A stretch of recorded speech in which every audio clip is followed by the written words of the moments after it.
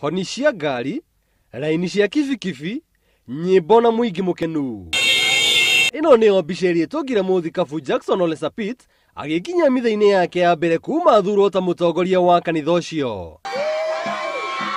Ole Sapit ũrĩa wĩna ũkũrũ wa mĩaka 52 akoretwo ũtungata-inĩ wa kanitha gwa kahinda ka 29. Mitha-inĩ yake ndanariganĩrwo nĩ kuuga atĩ gũthurwo gwake kũrarĩ na ũma na atĩ ndanegwatĩra gĩtĩ kĩu na njĩra cia ngungo. Process yetu hata hairuhusu sisi kujua nani alikuchagua.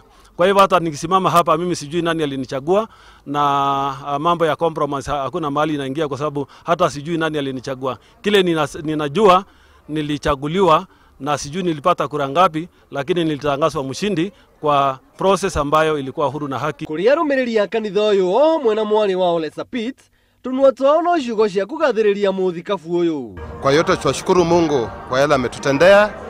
Kupata kiongozi kutoka katika kanisa kwa Archbishop ni kitu inafanyika, ni unique.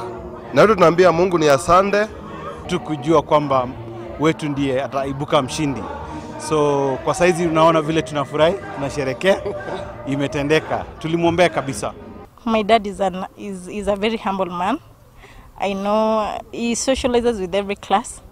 Yes, and is very loving when it comes to his children, and even beyond, he has that heart. Ole Sapit no athing'ĩrĩirie atĩ kanitha wa Anglican ndwahukanĩte na mũrũgamo wao harĩ kĩhiko no ũrĩa wa andũ erĩ, muthuri na mutumia. Swala la ndoa ya jinsia moja ambayo sisi kama Kenya tumesema mafundisho juu ya ndoa ni kati ya mwanaume na mwanamke. Atanathurwo, muthikabu Jackson Ole Sapit ararĩ mũtungatĩri diocese-inĩ ya Kericho.